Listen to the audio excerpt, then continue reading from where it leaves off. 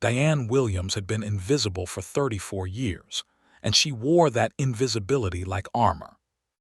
Every morning at 5:30, she woke in her small apartment on the edge of town, brewed coffee in the same chipped mug her mama had used, and dressed in her navy blue postal uniform with quiet precision. By 6:15, she was behind the wheel of her mail truck, driving through the sleeping streets toward Riverside Hills, the part of town where houses had names instead of just numbers, where wrought iron gates whispered wealth, and where people like Diane were noticed only when something went wrong. She had delivered mail in this neighborhood for 12 years. 12 years of polite nods that never became conversations. 12 years of being called the mail lady by people who never asked her name. 12 years of watching lives unfold through envelopes, birth announcements, wedding invitations, medical bills, legal notices, while remaining a ghost in their stories.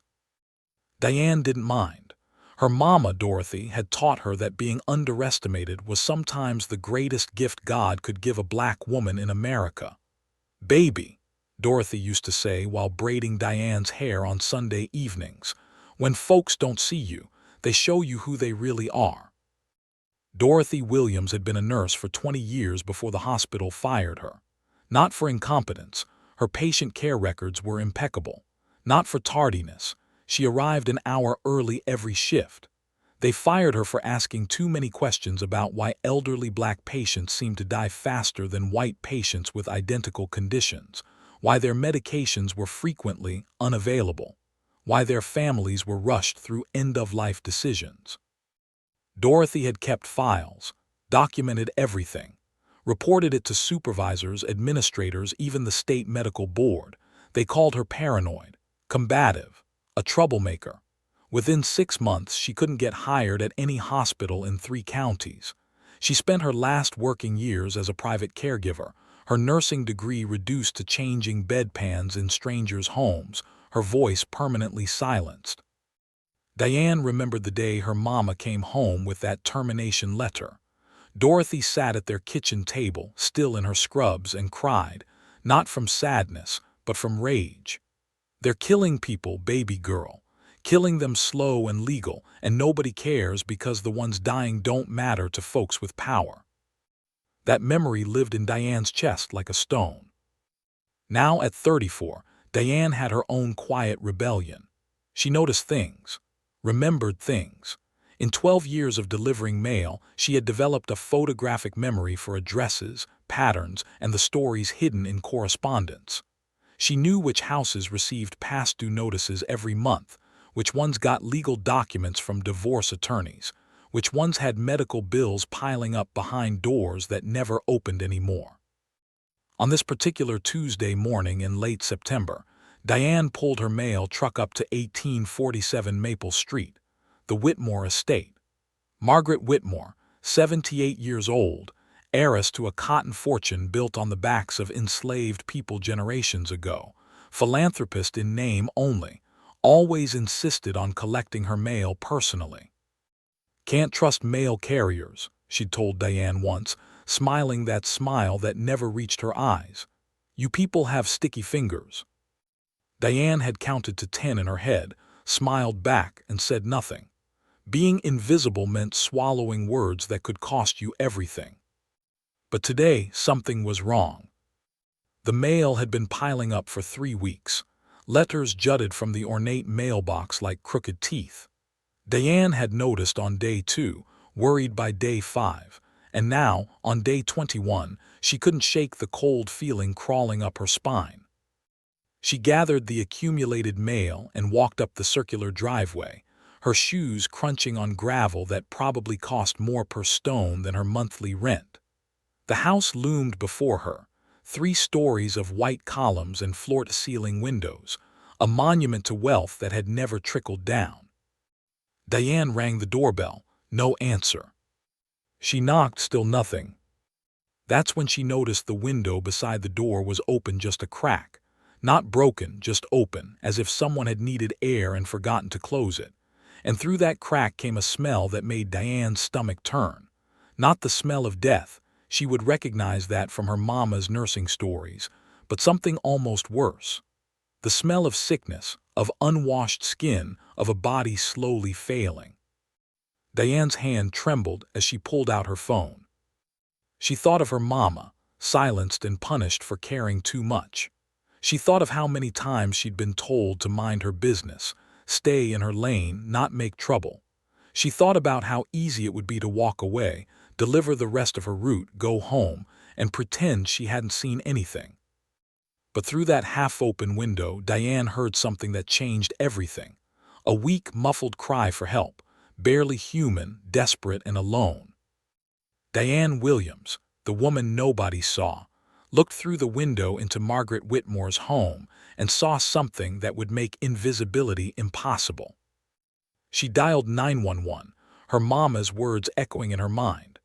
Sometimes the most dangerous thing a black woman can do is refuse to stay silent. The operator's voice carried thinly veiled skepticism. "You're calling about Margaret Whitmore, the Margaret Whitmore." Diane took a deep breath, steadied her voice, and began a fight she didn't know would change everything. Part 2, when silence breaks. "Ma'am, are you absolutely certain this is an emergency?" The 911 operator's tone made it clear what she really meant. "Are you sure you're not overreacting? Are you sure a black mail carrier should be calling about one of the wealthiest white women in the county?" Diane pressed her face closer to the window, her breath fogging the glass. Inside, she could see Margaret Whitmore stumbling through her own living room, knocking into furniture like a drunk person, except Diane could see the dark stains on her clothing, stains that looked too much like dried blood. "Yes, ma'am," Diane said, forcing her voice to stay calm and professional. "I'm looking at an elderly woman in distress.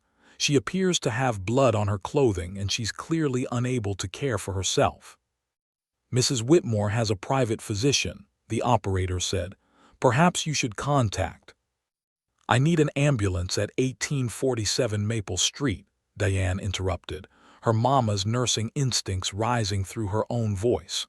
"Right now, a human being is suffering, and every minute you delay could cost her life." There was a pause. Diane could hear typing, whispered conversation in the background. "An ambulance is being dispatched," the operator finally said, her tone slightly warmer. "Please stay on the scene." Diane hung up and immediately called her mama. Dorothy answered on the first ring. "Baby, you never called during your route." "Mama, I need you to tell me what medical neglect looks like." Diane described everything she saw. The smell, the stains, Margaret's confused movements, the pile of mail that suggested weeks of isolation. Dorothy was quiet for a long moment. When she spoke, her voice carried the weight of 2 decades of silenced knowledge. "Diane, baby, that woman is dying. Not from natural causes, from deliberate neglect. Someone stopped caring for her, and they're waiting for nature to finish what they started." "Who would do that to someone with all her money?" "People who want that money," Dorothy said, "and people who know exactly how to make death look natural." 17 minutes later, 17 minutes that would have been 5 in any other neighborhood, the ambulance finally arrived. Diane watched 2 paramedics emerge, a heavy-set older white man and a younger black man who looked fresh out of training. "You the one who called?" The older paramedic looked Diane up and down with an expression she knew too well: suspicion, dismissal, the look that said, "What's a mail carrier doing playing detective?" "Yes, sir. The lady inside needs immediate medical attention." "And you determined this how?" His tone dripped with condescension. "You got medical training we don't know about." Diane counted to 3 in her head, one of her mama's techniques for swallowing rage. "My mother was a nurse for 20 years. I grew up learning to recognize when something's seriously wrong." The younger paramedic was already moving toward the door. "We should check it out, Mike." When they finally entered the mansion, even the skeptical paramedic couldn't hide his shock. Margaret Whitmore lay on the living room floor, surrounded by expired medications, filthy bandages, and clear evidence of weeks without proper care. Her skin had a grayish pallor. Her breathing was shallow. Her eyes, when they opened, held the kind of confusion that spoke of severe dehydration and possibly infection. "My God," the younger paramedic whispered, immediately switching into professional mode. "How long has she been like this?" Diane stepped forward, but the older paramedic held up his hand. "We'll take it from here. You can go back to your deliveries." But Diane didn't move. On the coffee table, she'd spotted something the paramedics hadn't noticed yet, an open folder containing medical documents. Her mail carrier's eyes, trained to process addresses and names instantly, registered the information automatically. Dr. Richard Petton, private geriatrician, Riverside Hills Medical Group. Letters dated from 2 months ago, all marked urgent and requires immediate follow-up. Letters Diane herself had delivered, week after week, watching them pile up with no response. "Excuse me," Diane said, her voice steady. "Shouldn't someone investigate why her medical care stopped? I've been delivering urgent letters from her doctor for 2 months." The older paramedic turned to her, irritation hardening his face. "Listen here, miss. Mrs. Whitmore has more money for medical care than you'll see in your entire life. If she wasn't getting treatment, she had her reasons." Her reasons? Diane felt heat rising in her chest. She can barely stand up. What reasons would she have for refusing care? He stepped closer, lowering his voice to a threatening tone. "Look, I don't know what you're trying to prove, but I suggest you get back to delivering mail and stop sticking your nose where it doesn't belong. This isn't a neighborhood where people like you should be asking too many questions." "People like you." The words hung in the air between them, sharp and familiar. Diane had heard those words her whole life, in school when she raised her hand too often, in stores when she browsed too long, in this very neighborhood when she took 5 seconds too many at someone's mailbox. People like you. Translation: know your place. Diane watched them load Margaret onto a stretcher, watched them treat the scene like a simple case of an elderly woman who'd fallen and needed routine care, watched them deliberately ignore the evidence of systematic neglect scattered across the room. As the ambulance pulled away, Diane stood alone in the driveway of the Whitmore mansion. Her shift wasn't over. She still had 3 hours of deliveries ahead. She could get back in her truck, finish her route, go home, and pretend this was just another day of being invisible. But something had broken inside her. Maybe it was thinking about her mama, silenced and destroyed for caring too much. Maybe it was seeing Margaret Whitmore, a woman who'd once called Diane's fingers sticky, reduced to a dying body in a mansion full of expensive things and zero compassion. Maybe it was just 34 years of swallowing words finally reaching capacity. Diane pulled out her phone and dialed a number she hadn't called in 5 years. "Mama," she said when Dorothy answered, "I need you to tell me everything about the medical neglect case that got you fired. I think I just found the same thing happening again." "Baby girl," Dorothy's voice cracked with emotion, "are you sure you want to go down this road? You know what it cost me." Diane looked at the mansion, then at her mail truck with its government seal, then at her own reflection in the window, a black woman in a postal uniform, invisible to everyone except herself. "Mama," she said softly, "I think it's time people started seeing me." What Diane didn't know yet was that her decision to speak up would set off a chain reaction that would expose corruption reaching far beyond one neglected elderly woman. She didn't know that her 12 years of silent observation had made her the most dangerous person the corrupt medical system of Riverside Hills had ever faced. All she knew was that staying silent felt like dying slowly, just like Margaret Whitmore had been left to die in her mansion, full of inherited wealth and inherited cruelty. And Diane Williams, daughter of Dorothy Williams, was done being invisible. Part 3: Patterns in the Darkness. Diane finished her route on autopilot, her mind racing through 12 years of memories. Every medical letter she delivered, every urgent notice that went unanswered, every wealthy elderly person whose mail suddenly stopped, followed weeks later by estate sale notices and probate documents. She'd always thought she was just being observant. Now she wondered if she'd been documenting crimes. That evening, Diane sat in her mama's small living room, surrounded by boxes Dorothy had kept in her closet for 5 years. Patient files, medical notes, incident reports, everything Dorothy had compiled before the hospital destroyed her career. "This is Dr. Richard Pettin," Dorothy said, pulling out a thick folder. "He was at the center of everything I tried to expose. He runs a scheme where wealthy elderly patients are deliberately neglected until they die, always naturally, always conveniently, always right after their wills are changed." Diane stared at the name. "Mama, I deliver his mail. I've been delivering his mail for 12 years. Dorothy looked up sharply. "You have access to his correspondence." "I don't open people's mail, Mama. That's federal." "I'm not asking you to open anything, baby. I'm asking if you've noticed patterns." Diane closed her eyes, letting her photographic memory scroll through years of deliveries. Pettin's office received mail from wealthy elderly patients regularly. Then suddenly, those letters would stop.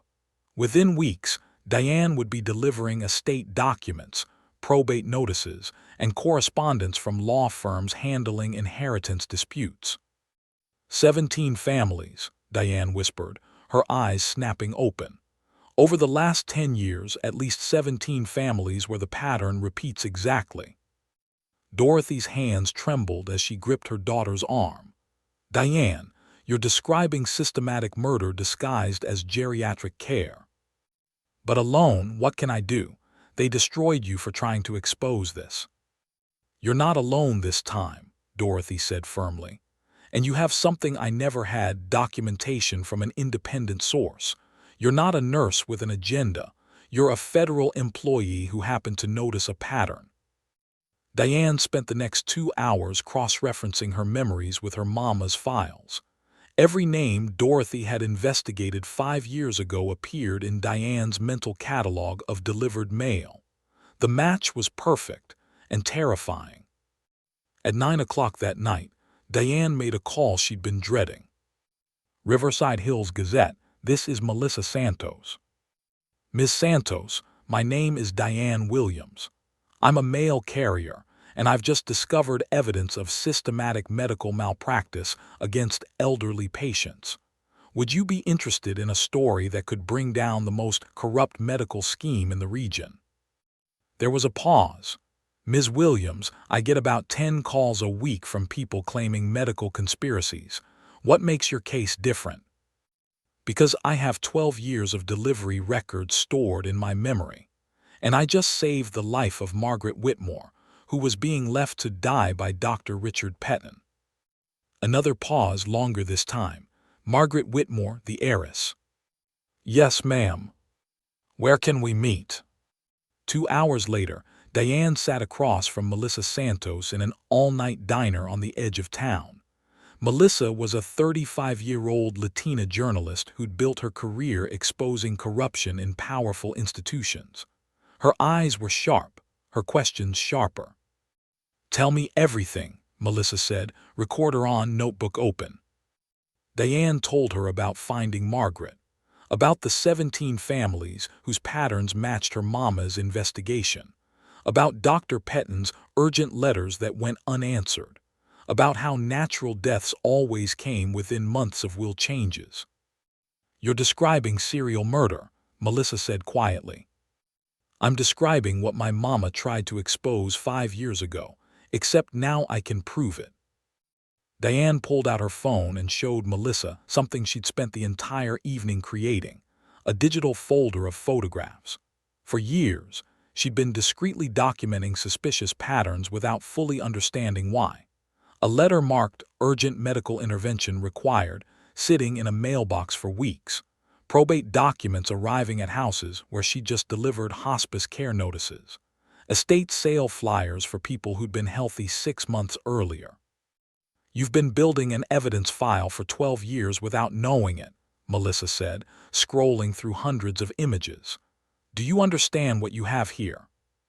I understand that my mama lost everything for trying to stop this.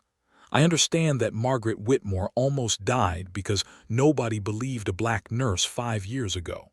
I understand that if I stay silent, more people will die. Melissa looked at Diane with something like awe. You're willing to put yourself in the crosshairs. I've been invisible my whole life, Diane said. Maybe it's time people see me. That night as Diane drove home, her phone rang. Unknown number. Ms. Williams, this is Dr. Richard Patton. Diane's grip tightened on the steering wheel. Yes, doctor. I understand you were involved in the incident with Mrs. Whitmore today. His voice carried barely concealed arrogance. I appreciate your concern, but Mrs. Whitmore was under my specialized care. Your interference may have done more harm than good. Harm? Diane kept her voice steady. She was dehydrated, malnourished, and bleeding. What kind of specialized care includes neglect? Listen here, young lady. The mask slipped. I don't know what game you're playing, but I suggest you go back to delivering mail and leave medicine to qualified professionals. People like you don't understand the complexities of geriatric care. People like you. There it was again, the phrase that had followed Diane her entire life. Doctor, Diane said carefully, are you suggesting I should have ignored a person in critical condition? I'm suggesting you don't meddle in matters beyond your understanding. The Whitmore family is very influential, and they don't appreciate when unsuitable people interfere in their private affairs. The call ended with a sharp click. Diane immediately called Melissa Santos. I need you to know something. Dr. Patton just called me, and I recorded every word. You recorded it. My mama taught me to always document everything, especially when powerful people feel threatened. Melissa laughed, a sound of pure professional joy. Diane, that man just threatened you and confirmed medical malpractice on a recorded call. He's so arrogant he doesn't realize he just dug his own grave. That's what my mama said would happen. They're so used to nobody questioning them that they can't imagine someone like me could be a real threat. Diane, Melissa said seriously, if we're right about this, we're not just dealing with one corrupt doctor. We're talking about a network involving hospitals, lawyers, maybe even judges. These people have enough power to destroy lives. They already destroyed my mama's life, Diane replied. The difference is, this time they underestimated the wrong woman. That night, Diane couldn't sleep. She lay in bed, staring at the ceiling, thinking about all the letters she'd delivered over the years, all the urgent medical notices that went unanswered, all the families who thought their elderly relatives had simply died of old age, never knowing someone had deliberately let them slip away. Her phone buzzed, a text from her mama. Baby girl, I'm proud of you. Whatever happens next, you're fighting the fight I couldn't win alone. That makes all the difference. Diane smiled in the darkness. Tomorrow, she would go back to delivering mail in Riverside Hills, walking through a neighborhood that had never truly seen her. But now, armed with evidence and an ally who believed her, Diane Williams was about to show the powerful exactly what an invisible woman could see when she finally decided to be seen. She didn't know yet that Dr. Patton's network was far more extensive than even she suspected. She didn't know that her investigation would uncover corruption reaching into courts, hospitals, and law firms across 3 states. She didn't know that the powerful would fight back with everything they had. All Diane knew was that staying silent felt like betrayal, of her mama, of Margaret Whitmore, of every elderly person who died alone while a corrupt system counted their money. And Diane Williams, the mail carrier nobody noticed, was done being complicit in silence. Part 4, The Breaking Point. The story aired on a Tuesday evening during prime time. Diane was finishing her mail route when her phone exploded with notifications. Elite doctor accused of murder scheme against wealthy elderly flashed across news feeds throughout the city. Melissa Santos had worked fast, 3 days of investigation had produced an exposé that made the entire city stop and stare. Diane pulled her mail truck over and watched the broadcast on her phone, her hands trembling. There was her mama on screen, speaking publicly for the first time in 5 years. "I tried to expose this scheme in 2020, Dorothy said, her voice steady and dignified. "I was silenced and professionally destroyed. But my daughter did what I couldn't do alone. She had the patience to collect irrefutable evidence." Then came Dr. Pettin's recorded phone call, his arrogant voice echoing through speakers across the city. "People like you don't understand the complexities of geriatric care. Unsuitable people interfere in private affairs." Every word dripped with the kind of prejudice that people usually whispered behind closed doors. Now it was broadcast for everyone to hear. Diane's phone rang. It was Mrs. Henderson, an elderly black woman on her route who always left sweet tea on her porch during summer. "Diane, baby, I just saw you on the news. You did good, honey. You did real good."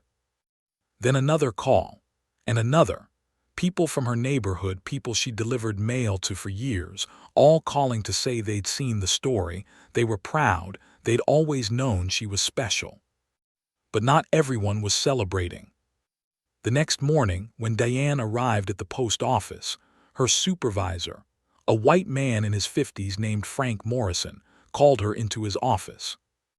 "Diane, we need to talk about your conduct yesterday." She sat down carefully, her postal uniform crisp despite her sleepless night. "Sir, you left your route early. You made unauthorized stops. You involved yourself in matters outside your job description." He tapped a pen against his desk, not meeting her eyes. "We've received complaints." "Complaints? I saved someone's life." "You inserted yourself into a situation involving one of the wealthiest families in this city. Do you understand the position that puts the Postal Service in?" Diane felt something cold settle in her stomach.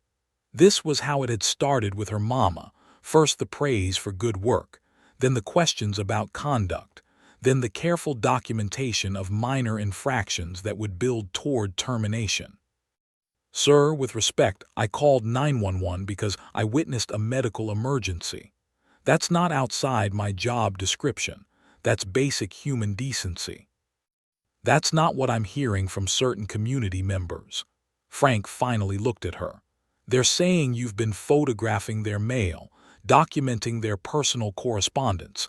That's a federal offense, Diane."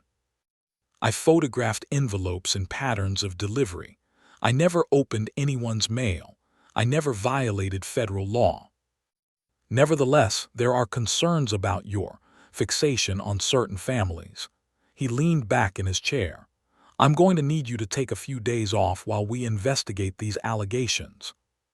"You're suspending me."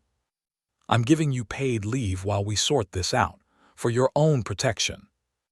Diane stood slowly, her legs surprisingly steady. "Mr. Morrison, I want to be clear about something. I have not violated any postal regulations. I have not committed any federal offense. What I have done is expose a criminal network that was murdering elderly people for their inheritance money. That's for the police to determine, not a mail carrier."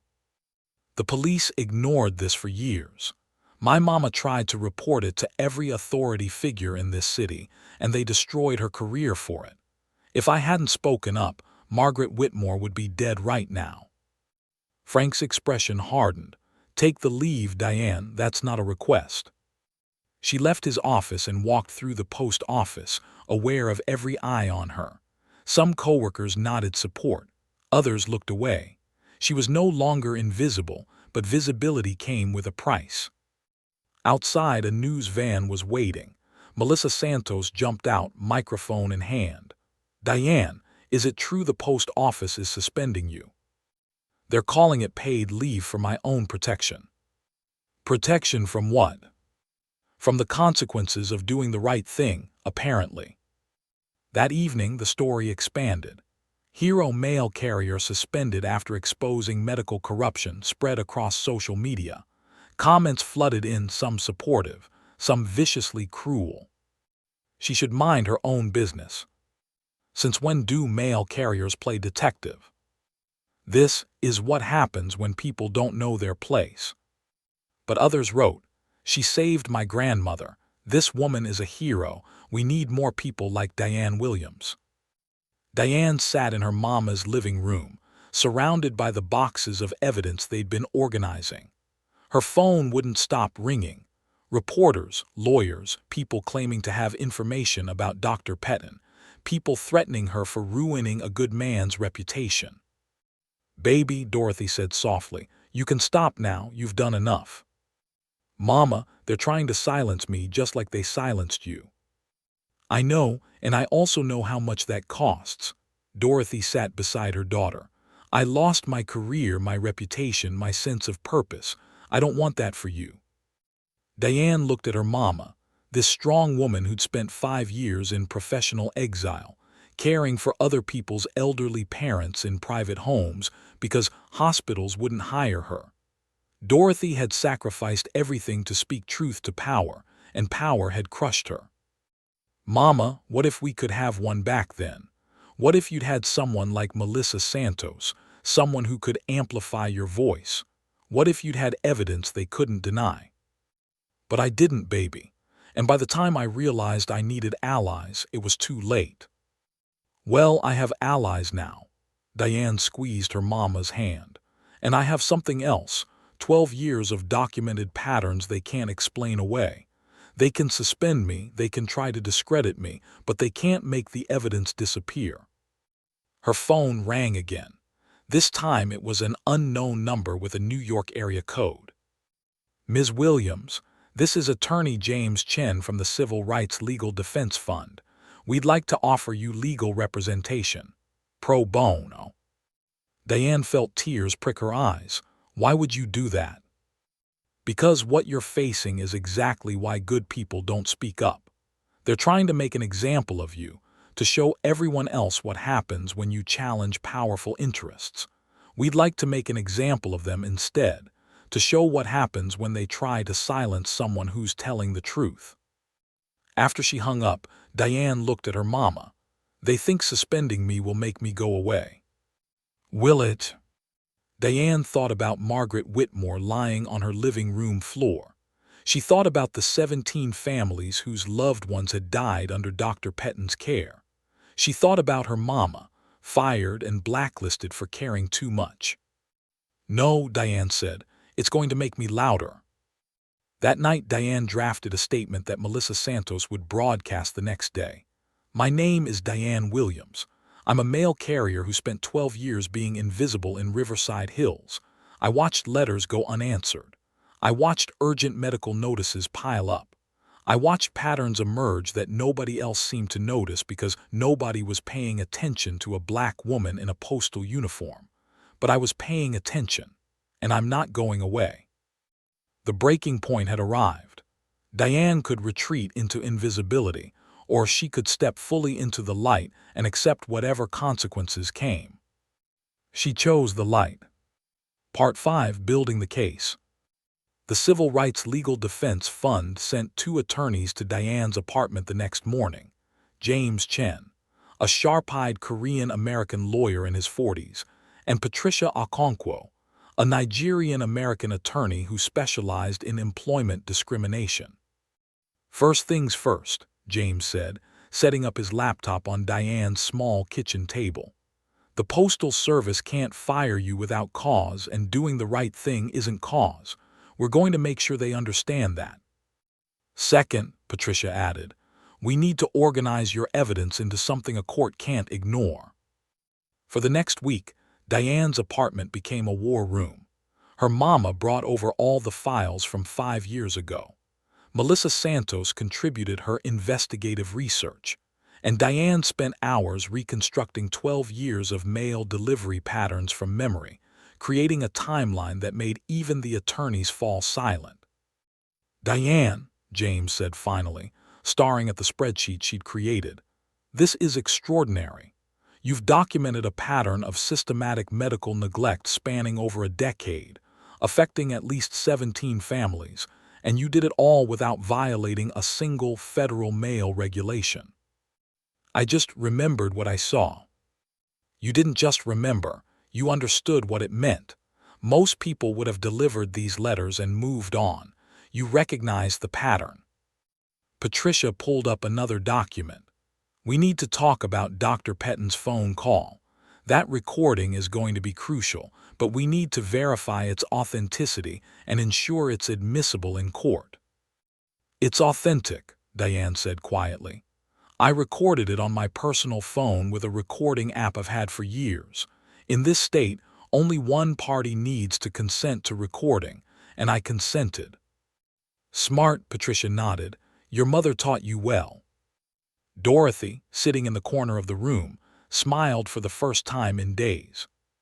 But the real breakthrough came when Melissa Santos arrived with news that changed everything. 4 more families have come forward, Melissa announced, bursting through the door. 4 more elderly people who died under Dr. Pettin's care, and all of them had similar patterns. Medical neglect, changed wills, accelerated deaths. 4 more, Diane felt her heart racing. That brings us to 21.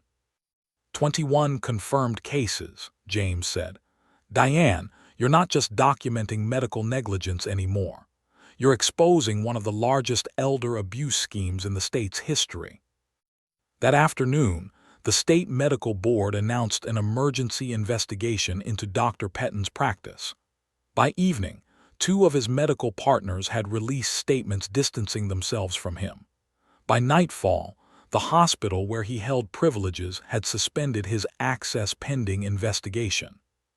Dr. Pettin, for his part, held a press conference that only made things worse. Diane watched it on television with her mama, Melissa, and the attorneys. This is a coordinated attack on quality private medicine, Dr. Pettin said, sweating visibly under the camera lights. A male carrier, is not qualified to evaluate complex geriatric care. Doctor, a reporter interrupted. How do you explain the patterns documented by Ms. Williams? 21 families with identical timelines of neglect and death. Coincidence. Geriatric patients have limited life expectancies. What about the recording where you threatened Ms. Williams and used discriminatory language? Dr. Pettin stood abruptly, knocking over his microphone. This interview is over. But the cameras kept rolling as he stormed out, capturing his fury and panic for the entire city to see. He's done, Patricia said quietly. A man that defensive is a man who knows he's guilty. The next morning, Diane received an unexpected visitor at her apartment. Margaret Whitmore, still recovering but looking stronger than she had in months, stood at her door with a lawyer. Ms. Williams, Margaret said, her voice trembling, may I come in? They sat in Diane's small living room, worlds colliding in the space between an inherited fortune and a working-class life. I need to tell you something, Margaret began. 5 months ago, Dr. Pettin told me I had a terminal condition. He said treatment would be painful and pointless, that I should accept the natural process of aging. He convinced me to stop all medical interventions, to update my will to prepare for the end. But you didn't have a terminal condition, Diane said. No, I had a treatable infection and manageable diabetes, conditions that should have been handled with routine care. Dr. Pettin wasn't preparing me for natural death. He was engineering it. Margaret's lawyer spoke up.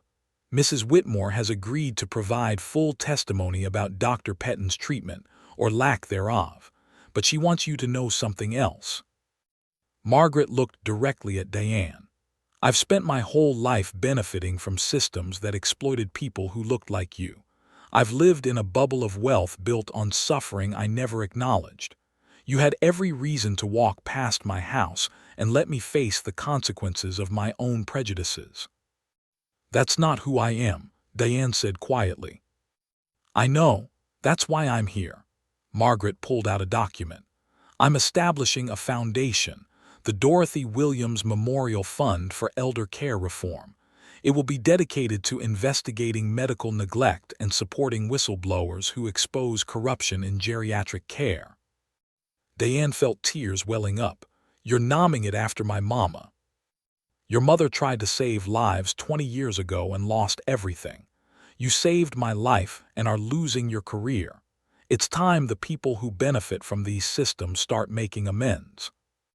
That evening, Diane sat with her mama in the quiet of their small living room.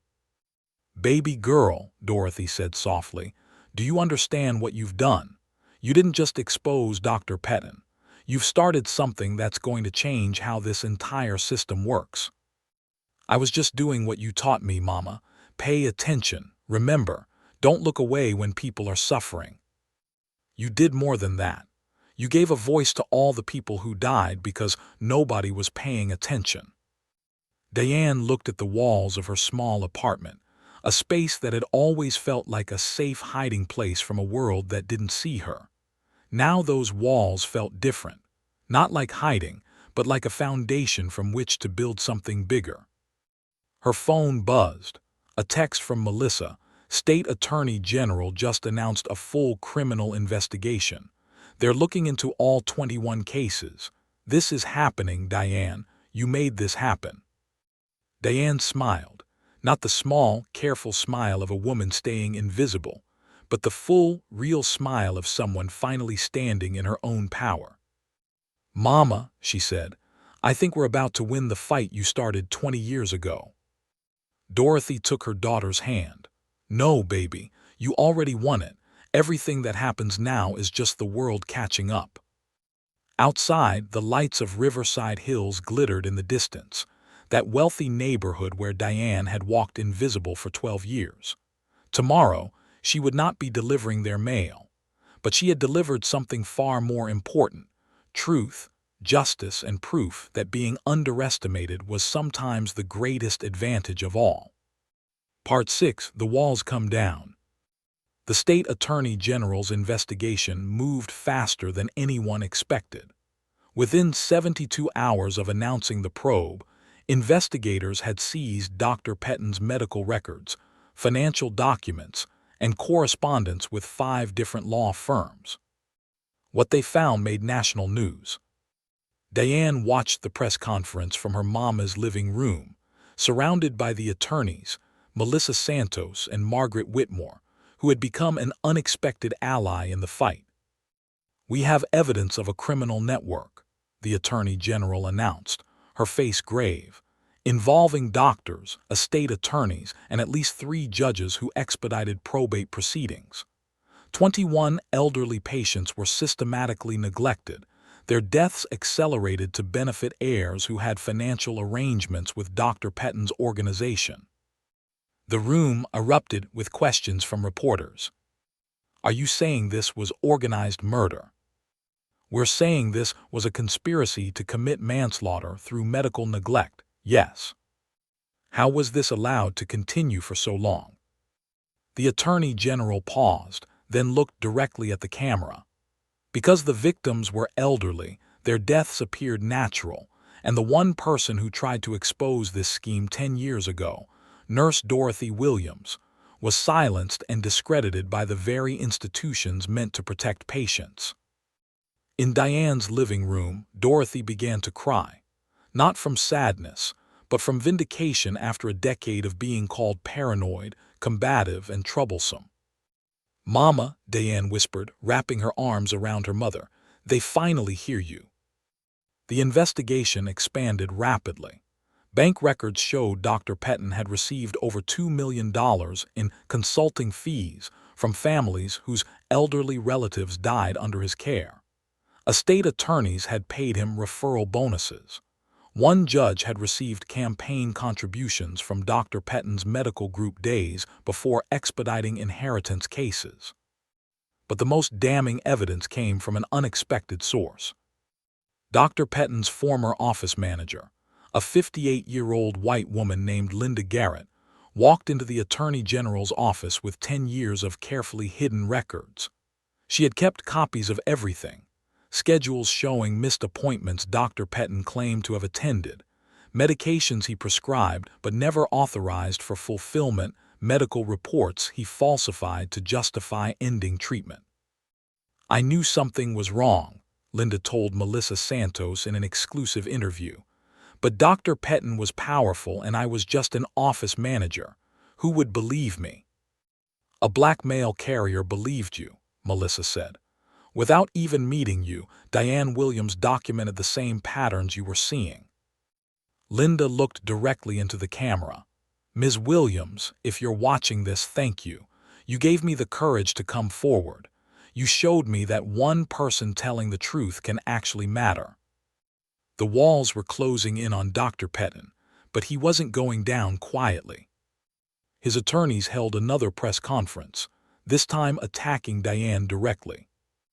"Ms. Williams has a clear bias against our client," one attorney claimed. "Her mother was fired for making similar unfounded accusations, and now the daughter is continuing this vendetta." Diane was preparing to ignore the comments when Patricia Okonkwo called. "We're suing them for defamation," Patricia said bluntly. "They just accused you of fabricating evidence on national television. That's actionable." "I don't want to be distracted by—" "Diane, listen to me. They're trying to make you the story instead of the crimes. We need to shut that down immediately." By the end of the week, Dr. Pettin's attorneys had retracted their statements and issued a public apology. The defamation suit was settled quietly, with a donation to the Dorothy Williams Memorial Fund. But the real turning point came when the post office finally responded to the national attention. Frank Morrison, the supervisor who had suspended Diane, was reassigned to a desk job pending investigation into his handling of her case. The regional postal director issued a public statement praising Diane's commitment to community welfare and announcing her immediate reinstatement with full back pay. More importantly, the Postal Service implemented new training protocols for carriers to recognize and report signs of elder abuse. "They're calling it the Williams Protocol," James Chen told Diane with a smile. "Mail carriers across the country will be trained to identify patterns of neglect and vulnerability. Your observation skills are being turned into a national standard." Diane didn't know whether to laugh or cry. 12 years of being invisible, and now her name would be attached to federal policy. Margaret Whitmore, recovered and energized, used her considerable social influence to pressure the Riverside Hills community into accountability. She held a fundraiser at her mansion, the same house where Diane had found her dying, and invited every wealthy family in the neighborhood. At the event, she stood before them and delivered a speech that left many in uncomfortable silence. "A black woman in a postal uniform walked past my house every day for 12 years, Margaret said. "I never learned her name. I never thanked her for her service. I once accused her of having sticky fingers simply because of the color of her skin. And when I was dying in my own filth, ignored by the doctor I paid thousands of dollars to protect me, that same woman, the one I never saw as fully human, saved my life." She paused, letting the words sink in. "Diane Williams saw me when I was invisible to everyone else. It's time we all start seeing people we've trained ourselves to overlook." The fundraiser raised $500,000 for the Dorothy Williams Memorial Fund in one evening. But not everyone was ready to embrace change. Diane received hate mail, actual physical letters sent to her home, from people who resented her exposure of Dr. Pettin. "You destroyed a good man's career," one letter read. "Mind your own business next time," said another. "People like you are what's wrong with this country," a third letter stated bluntly. Diane read each one carefully, then filed them away. Her mama had taught her that hate was often just fear dressed up in anger, fear that the systems that benefited some people were finally being held accountable. 3 weeks after the investigation began, Dr. Pettin was arrested.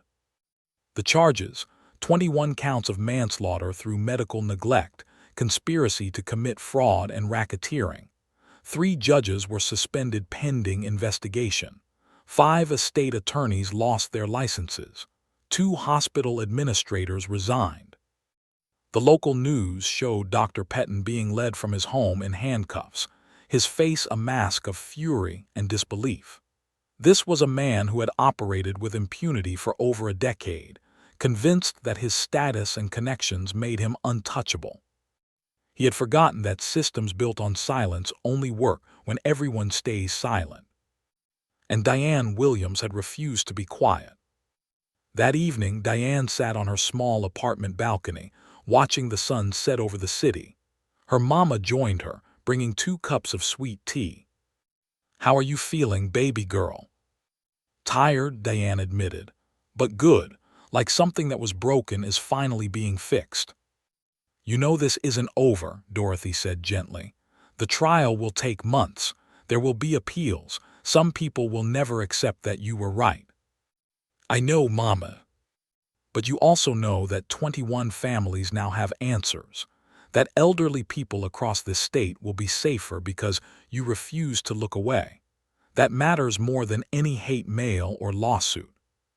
Diane nodded, sipping her tea. "Mama, can I ask you something? All those years ago when you were fighting this fight alone, did you ever regret speaking up?" Dorothy was quiet for a long moment. "Every day, baby, every single day. But you know what I regretted more? The thought that I might have stayed silent and let people die just to protect my own comfort. I understand that now." "I know you do." Dorothy squeezed her daughter's hand. "And that's how I know you're going to be okay, no matter what happens next." Inside Diane's apartment, her phone buzzed with a message from Melissa Santos. "Attorney General is holding a press conference tomorrow. They want you there. Front row. No more invisibility." Diane smiled and texted back, "I'll be there." Tomorrow, she would stand in front of cameras and reporters. No longer a mail carrier who happened to notice something wrong, but a whistleblower who had exposed one of the largest elder abuse scandals in the state's history. Tomorrow, Dr. Pettin would stand in court and face the consequences of underestimating a woman he dismissed as unsuitable and unqualified. Tomorrow, the system that had silenced Dorothy Williams 10 years ago would have to answer for why they didn't listen sooner. But tonight, Diane Williams sat with her mama, drinking sweet tea and watching the sunset, savoring the quiet satisfaction of knowing she had done the right thing, even when the right thing cost her invisibility, even when the right thing invited scrutiny and criticism, even when the right thing was the hardest thing. Because sometimes, being seen means accepting that not everyone will like what they see when they finally pay attention. And Diane Williams was finally, completely, unapologetically visible. Part 7. The Day of Reckoning. The courtroom was packed on the first day of Dr. Richard Pettin's trial. Diane sat in the front row, flanked by her mama on one side and Margaret Whitmore on the other, an unlikely trio united by truth and justice. Dr. Pettin entered in a tailored suit, his lawyers surrounding him like a protective barrier. He looked smaller somehow, as if the weight of his crimes had physically diminished him. When his eyes swept the courtroom and landed on Diane, his expression twisted into something between hatred and disbelief. He still couldn't comprehend how a mail carrier had destroyed him. The prosecution's opening statement was devastating. "Ladies and gentlemen of the jury," the prosecutor began, "this case is about a doctor who took an oath to do no harm, and then systematically violated that oath for over a decade. It's about 21 elderly people who trusted him with their lives, and he betrayed that trust for money. And it's about how close this scheme came to going unnoticed forever, until one observant woman refused to look away." Over the next 3 weeks, the prosecution methodically built their case. Linda Garrett, the former office manager, testified about falsified records and deliberately missed appointments. Bank statements showed suspicious transfers of funds. Family members of the deceased testified about how Dr. Pettin had convinced them their loved ones were beyond help, only for autopsies to reveal treatable conditions that had been ignored. And then came the medical experts, doctors who reviewed Dr. Pettin's patient files and testified, one after another, that his care fell so far below acceptable standards that it could only be deliberate. In medical school, one expert said, his voice thick with disgust, we're taught that errors happen, but this wasn't error. This was systematic abandonment of basic care protocols. This was letting people die. But the moment that changed everything was when Diane took the stand. She wore a simple blue dress, her hair pulled back neatly, her hands folded calmly in her lap. The defense attorney, a white man in his 60s who specialized in defending wealthy clients, approached her with barely concealed condescension. "Ms. Williams," he began, "you have no medical training, correct?" "That's correct." "No nursing degree like your mother?" "No, sir." "So your entire theory of this case is based on, what? Looking at envelopes." "Objection," the prosecutor stood, argumentative. "Sustained," rephrased counselor. The defense attorney smiled thinly. "Ms. Williams, can you explain to the jury how a mail carrier is qualified to diagnose medical neglect?" Diane took a breath, remembering her mama's advice. "When they underestimate you, educate them." "I'm not qualified to diagnose medical neglect," Diane said calmly, "but I am qualified to recognize patterns. For 12 years, I delivered mail to Riverside Hills 6 days a week. I saw what arrived at each house when it arrived and what happened next. When I delivered urgent medical correspondence to a home repeatedly, and those letters went unanswered, I noticed. When I delivered estate documents to families whose elderly relatives had just died, I noticed. When this pattern repeated 17 times over 10 years with the same doctor's name on the correspondence, I noticed." "But noticing patterns doesn't make you an expert." "Sir, I never claimed to be an expert. I claimed to be a witness. And when I witnessed Margaret Whitmore dying in her own home after weeks of untreated medical conditions, despite Dr. Pettin billing her family $20,000 a month for care he never provided, I did what any decent human being should do. I called for help." "You also recorded a private phone conversation with Dr. Pettin without his knowledge." "In this state, only one party needs to consent to recording. I consented. I recorded a phone call where a doctor threatened me for saving a patient's life and used discriminatory language to intimidate me into silence. That's not a privacy violation. That's evidence of consciousness of guilt." The defense attorney's face reddened. "Ms. Williams, isn't it true that your mother has a personal vendetta against Dr. Pettin, that she was fired for making similar accusations against him years ago?" "Objection," the prosecutor was on his feet.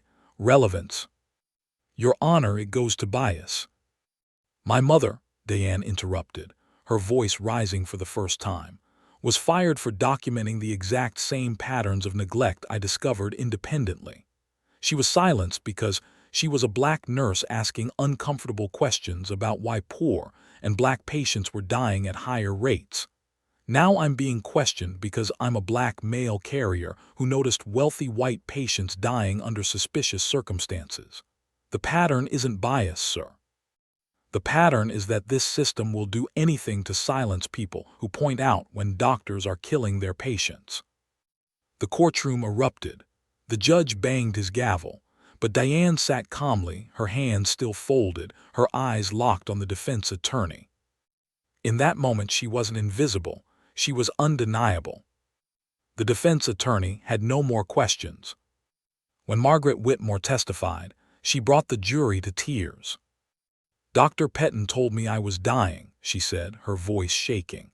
"He convinced me to sign over power of attorney to my nephew to update my will to accept that I was at the end of my life. He stopped returning my calls. My medications ran out. I couldn't care for myself. And I genuinely believed this was natural, that I was just an old woman whose time had come."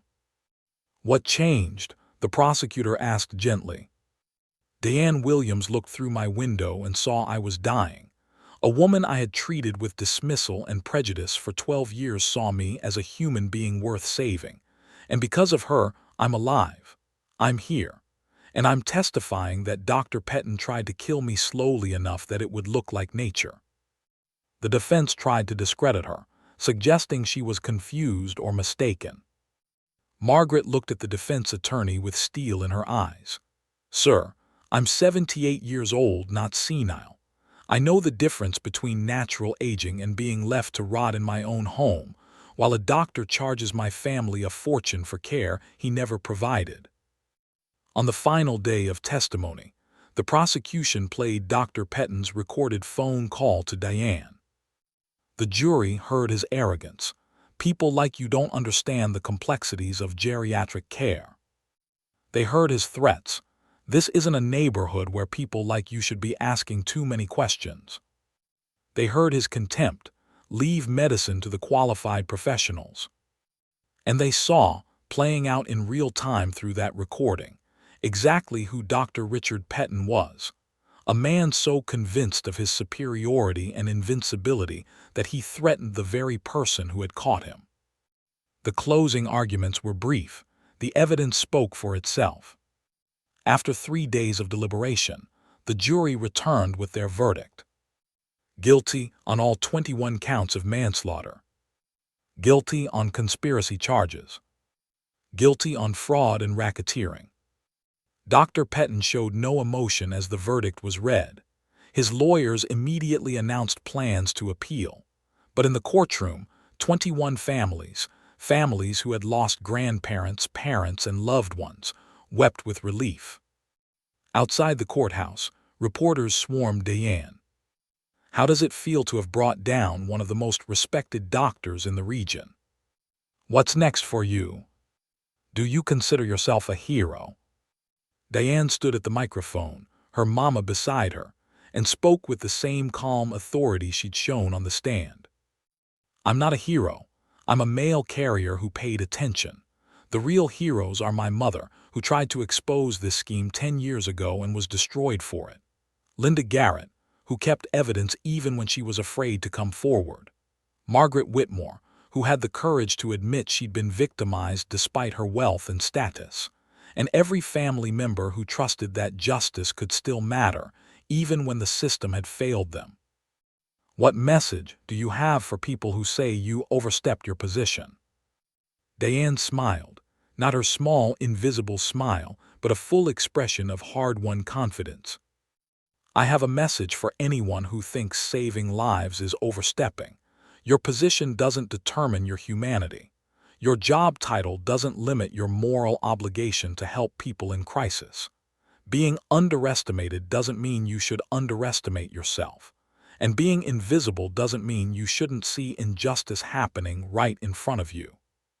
She paused, looking directly into the cameras. "For 12 years, I walked through Riverside Hills delivering mail, and people looked right through me. They saw a black woman in a uniform and decided I wasn't worth noticing. What they didn't realize is that being invisible gave me the greatest gift of all. I could see everything, and nobody knew I was watching." That night, social media exploded with Diane's quote. "Invisible but watching" trended nationally. Thousands of people shared stories of being underestimated. Service workers, custodians, assistants, anyone whose position made them disappear in the eyes of those with power. And they all said the same thing. "I see you, Diane Williams, and thank you for reminding us that being invisible doesn't mean being powerless." Dr. Pettin's sentencing was scheduled for 6 weeks later. Legal experts predicted he would receive between 15 and 20 years in prison, effectively a life sentence for a man in his 60s. But for Diane, the victory wasn't about revenge. It was about restoration of her mama's reputation, of justice for 21 families, of proof that one ordinary person could make an extraordinary difference. As she walked out of the courthouse that day, past the cameras and reporters and crowds, Diane felt something she hadn't felt in years. Completely, authentically, powerfully visible. And she realized that the greatest revenge against a system built on silence wasn't just speaking up. It was refusing to let them make you disappear. Part 8. The Legacy of Sight. 6 months after Dr. Richard Petton was sentenced to 18 years in prison, Diane Williams stood at a podium in the state capitol building, addressing a room full of legislators, healthcare administrators, and advocates. She wore her postal uniform, freshly pressed, badges gleaming, because she wanted them to remember that the person who changed their state's elder care system was still, proudly, a mail carrier. "Thank you for inviting me to speak about the Margaret Whitmore Act," Diane began, her voice steady and clear. "This legislation will require quarterly audits of all private geriatric care facilities, mandate reporting protocols for suspected elder abuse, and protect whistleblowers who come forward with evidence of neglect. But I want to talk about why this law shouldn't have been necessary in the first place." She looked around the room, meeting eyes that now saw her, really saw her. 10 years ago, my mother, Dorothy Williams, tried to tell you the same thing I'm telling you now. She documented patterns of medical neglect. She reported her concerns to supervisors, administrators, and state agencies. And instead of investigating her claims, you investigated her. You questioned her professionalism, her motives, her mental stability. You fired her, blacklisted her, and made sure no hospital in 3 counties would hire her again. Several legislators shifted uncomfortably in their seats. Why? Because my mother was a black nurse questioning a wealthy white doctor. Because the system was working exactly as designed, protecting power at the expense of truth. Because it was easier to silence one troublesome woman than to confront corruption that benefited influential people. Dorothy, sitting in the front row, wiped tears from her eyes. 21 people died while my mother was silenced. 21 families lost loved ones they should have had more years with. And it took a mail carrier, someone so invisible that she could watch crimes happen in plain sight, to finally make you pay attention. Diane paused, letting the weight of those words settle. This law is important, but laws only work when people have the courage to enforce them, to speak up, to refuse to look away when looking away is easier. Margaret Whitmore almost died because everyone around her, neighbors, family, medical professionals, chose not to see. I saved her because I refused to be blind. She gripped the podium, her voice strengthening. So yes, pass this law, fund the audits, protect the whistleblowers, but also ask yourselves, who else are you not seeing? What other voices are you silencing because they're inconvenient? What other patterns are you ignoring because investigating them would disturb the comfortable order of things? The room was silent. My mama taught me that justice isn't automatic. It's not something that happens because systems are in place. Justice happens when ordinary people refuse to let extraordinary crimes become normal. Justice happens when someone invisible decides to make themselves seen. As Diane left the podium, the room erupted in applause. Not polite legislative applause, but genuine, sustained recognition. Governor Patricia Chin approached her afterward. "Ms. Williams, I want to personally apologize on behalf of this state for what happened to your mother. She was right, and we were wrong. There's no way to give her back what she lost, but—" "Yes, there is," Diane interrupted gently. "Hire her." "Excuse me.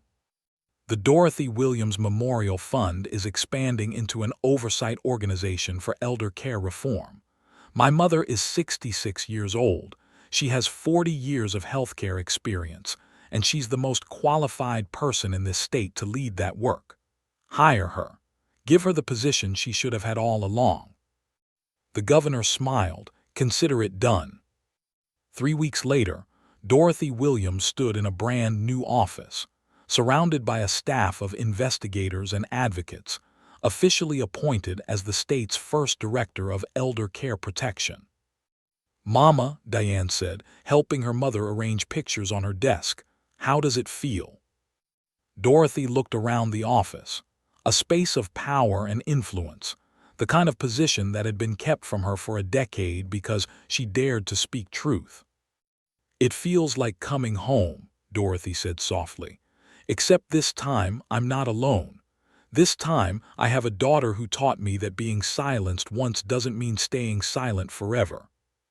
Margaret Whitmore, now fully recovered and more active than she'd been in years, used her fortune and influence to fund training programs across the country. The Williams Protocol was adopted by postal services in 43 states, teaching mail carriers to recognize signs of elder abuse and neglect. "Diane saved my life," Margaret told an interviewer on a national morning show. "But more than that, she saved my soul. I lived 78 years in a bubble of privilege, never seeing the humanity in people I considered beneath me. Diane saw my humanity when I couldn't even see hers. That's not just heroism, that's grace." Dr. Pettin's medical network collapsed entirely. 3 judges were removed from the bench. 5 estate attorneys lost their licenses permanently. 2 hospitals implemented new oversight protocols. The FBI used Diane's documentation methodology as a training model for identifying financial elder abuse. And across the country, families who had lost elderly relatives under suspicious circumstances began requesting reviews of their cases, emboldened by Diane's example. 1 year after the trial, Diane received a letter from a woman in Oregon. "Dear Ms. Williams," it read, "my grandmother died 3 years ago under the care of a doctor who sounds exactly like Dr. Pettin. We accepted it as natural death. After hearing your story, we requested her medical records. We've discovered she was neglected just like Mrs. Whitmore. We're filing charges now. Thank you for showing us that we didn't have to accept injustice just because it was convenient for everyone else." Similar letters arrived weekly, from Michigan, Texas, Florida, Pennsylvania. Each one represented another family finding answers, another corrupt doctor facing consequences, another elderly person whose death would be investigated rather than dismissed. Diane kept every letter in a box under her bed, reading them when she doubted whether her choice to speak up had been worth the cost. Because there had been costs, some neighbors still looked at her with resentment. Some former coworkers treated her differently. Her life had been irrevocably changed from quiet invisibility to public visibility. But on a Tuesday evening, exactly 2 years after she first called 911 from Margaret Whitmore's driveway, Diane drove through Riverside Hills on her mail route, and something had fundamentally shifted. People waved, they knew her name, they thanked her. Not because she was a hero, though some called her that, but because she had reminded them that seeing people, truly seeing them, was a choice everyone could make. An elderly white man named Harold Peterson flagged her down. "Ms. Williams, I want to apologize." "For what, Mr. Peterson?" "For 12 years of not learning your name, for treating you like part of the scenery instead of a human being, for being so comfortable in my privilege that I didn't notice when someone in my own neighborhood was dying of neglect." He handed her a homemade envelope. "This is a donation to your mother's fund. It's not enough, but it's a start." Diane accepted it with grace. "Mr. Peterson, thank you for seeing." That night, Diane and Dorothy sat on the small balcony of Diane's apartment. The same balcony where they'd celebrated Dr. Pettin's arrest. The same space where Diane had first realized that visibility could be power instead of danger. "Baby girl," Dorothy said, sipping sweet tea, "do you ever regret it? All the attention, all the changes, all the ways your life isn't quiet anymore." Diane thought about Margaret Whitmore, alive and thriving. She thought about the 21 families who finally had justice. She thought about her mama, sitting in an office with real authority to protect vulnerable people. She thought about all the letters from strangers who found courage to question suspicious deaths because one mail carrier had refused to look away. "No, Mama, I don't regret being seen. I regret that it took me 34 years to realize that invisibility wasn't protection. It was a prison I'd built for myself." And now I understand what you tried to teach me all along. Being underestimated is only powerful if you use it. Silence is only strategic if you know when to break it. And sometimes the most important thing a person can do is simply refuse to pretend they don't see injustice happening right in front of them. Dorothy squeezed her daughter's hand. You did more than see injustice, baby. You changed it. You gave voice to people who died silently. You restored dignity to families who were told to accept convenient lies. You turned 12 years of invisible observation into a legacy that will protect people for generations. We did that, Mama. You started this fight, I just finished it. No, Dorothy said firmly. You didn't finish it. You started something new.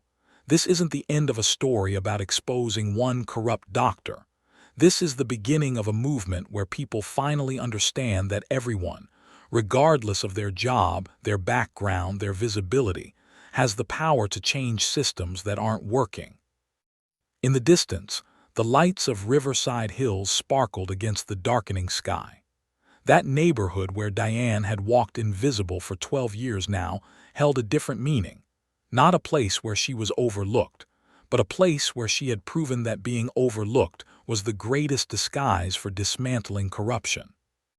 Diane's phone buzzed. A text from Melissa Santos. Just interviewed another family with a suspicious elder death. They're requesting a review because of your case. You've started an avalanche, Diane. She smiled and texted back, good, let it keep rolling. Because that's what happened when one ordinary person decided that ordinary injustice deserved extraordinary action. The walls came down. The silence broke. And systems that had operated with impunity for decades suddenly had to answer to the people they'd trained everyone to ignore. Diane Williams had been invisible for 34 years. Now she was undeniable. And across the country, in quiet neighborhoods and assisted living facilities and nursing homes, other invisible people, the caregivers, the maintenance workers, the service staff, the mail carriers, were watching, remembering, documenting. They had learned from Diane that observation could be power, that patterns could be evidence, that one person speaking up could give courage to thousands of others. They had learned that the most dangerous person to a corrupt system wasn't someone with credentials or connections. It was someone who refused to stay silent when silence served injustice. As Diane settled into bed that night, she thought about the girl she'd been, quiet, careful, trained to stay invisible to stay safe. And she thought about the woman she'd become, visible, vulnerable, but using that visibility to protect people who needed someone to see them. Her mama's voice echoed in her mind, the same words Dorothy had spoken 20 years ago when she first started documenting medical neglect. Baby, sometimes the most important thing a person can do is simply refuse to look away. Diane had spent 12 years looking when everyone else looked through her. And in the end, that had made all the difference. Justice doesn't always come from those with power. Sometimes it comes from those who were never supposed to have a voice and refused to stay silent anyway. If you enjoyed this story, don't forget to hit the subscribe button and become a part of our Unbroken Grace Stories community. Where are you watching from? Drop a comment below. We love hearing from our amazing viewers around the world.